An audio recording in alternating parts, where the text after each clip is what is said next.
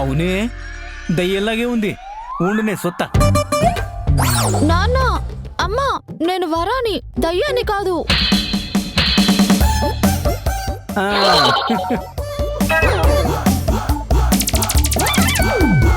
నిజమేనండి, మన వరమే. అయినా నేను దయ్యమని భయపడుతుంటే దయ్యాన్ని చూస్తానంటూ మీరు అలా వెళ్ళిపోతారేంటి? నీతో ఇన్నేళ్లు కాపురం చేశాక కూడా ఇంకా దెయ్యాలు పోతాలంటే నేనెట్టా భయపడతానే? అంటే ఏంటి ఏదో సోకులు అవసరమా? జడ్చుకొని చచ్చానే. చాలు చాలే, ఎల్లి కడుక్కొంచావు. అయినా ఎందుకమ్మా ఇవన్నీ నీకు? నువ్వు లక్షణంగా అందంగానే ఉంటావు కదా. అయ్యో నాన్న, రేపు పెళ్లి టైంకి నేను రంగు తగ్గాననుకో, కట్నం ఇంకొక 10 లక్షలు ఇమ్మంటే మీకు ఎంత కష్టం. ఆ, బానే ఉన్నాయి నీ చావు తెలివితేటలు. ఆ, అమ్మవరం మర్చిపోయానమ్మా, ఇందాక మార్కెట్లో అల్లుడు గారు కనిపించారు. ఎంత బాగా మాట్లాడాడు అనుకున్నావు? అవును, ఆ వినయం ఆ విధేయత. ఓసారి ఫోన్ అంటే చెయ్యమ్మా. ఆయన నీకు చేస్తున్నాడంట, నువ్వు ఫోన్ తీయట్లేదంట. ఇగో నువ్వు సెంటర్లో ఉన్నప్పుడు చేశాడో ఏంటో. ఎక్కడున్నప్పుడు ఫోన్ చేసినా నేను తీయను, వాడితో మాట్లాడను. ఆ? వాడు ఈటకారం. కనిపిస్తే చాలు గుడ్లు గుబ్బలా కళ్ళేసుకొని చూస్తాడు. ఏంటే కాబోయేవని పట్టుకుని ఆ మాటలేంటి? కొంచెం కూడా గౌరవం లేకుండాని. మమ్మల్ని చూడగానే ఎంత అభిమానంగా పలకరించాడో తెలుసా? కూరగాయలని బాబే కొనిచ్చాడమ్మా. ఆ? అవునా? అయితే అన్ని నువ్వే తినేసి నువ్వే ఫోన్ చేసి చెప్పు, బీరకాయలు బాగున్నాయి, బెండకాయలు ముదురుగా ఉన్నాయి అని.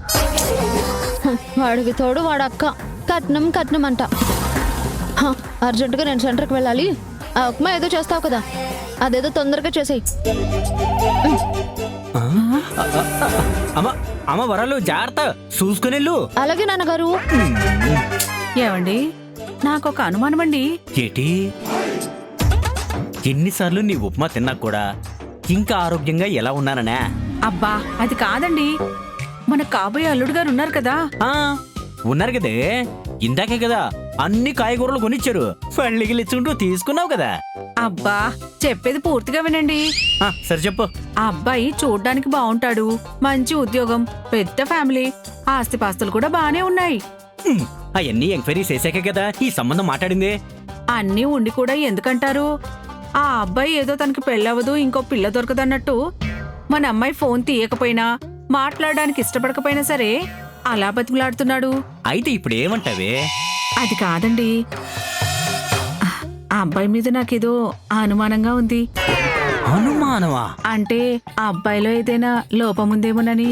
ఆ? మీరంతా ఎంక్వైరీ బాగా చేశారా? ఛీ, ఈ యదవ అనుమానాలు నువ్వును. పెళ్లి చేసుకోబోయే అమ్మాయితో సరదాగా మాట్లాడాలని, అలా బయటికి తిరగాలని ఏ అబ్బాయికైనా ఉంటదే. మరి నన్ను పెళ్లి చేసుకున్నప్పుడు మీరెందుకు అలా లేరు? అదేటే నాకు లేకపోవటం ఏంటి? నేను నీకు 3-4 సార్లు లెటర్లు రాశాను, నువ్వే ఒక్కదానికి కూడా రిప్లై ఇవ్వలేదు. బయటికి రమ్మంటే రాలేదు. అదేంటి, నా దగ్గరికి ఒక్క లెటర్ కూడా చేరలేదు? చేరకపోవటం ఏంటే? నేను మీ పని మనిషి చేతికిచ్చాను కదా. పని మనిషికా? అయ్యయ్యో, అది నాకు ఇవ్వలేదండి. అమ్మా, అమ్మ తస్సదియా, అది పని మనిషి దుబ్బేసినట్టుందే. అయినా నేను రాసిన కవిత్వం అట్లాంటిదిలే. అందుకేనా పెళ్ళయ్యాక నేను మీ ఇంటికి వచ్చినప్పుడల్లా ఆ పని మనిషి నన్ను అదోలా చూసేది. చాలండి మీ సంబడం, ముందు అల్లుడు గారి గురించి చెప్పండి. ఏడ్స్ చెప్పేది?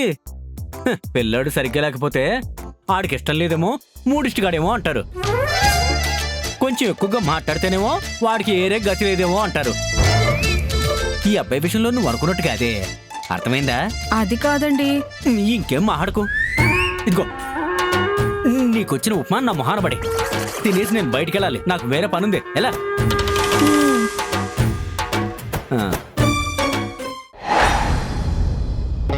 తమ్ముడు,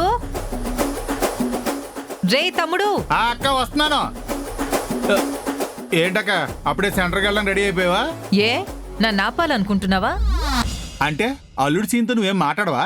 చెప్పాల్సిందంతా అందరి ముందు చెప్పేశాడు కదరా. అయితే ఆడు బయటికి వెళ్ళిపోతాను అంటే ఆడిని వదిలేస్తావా?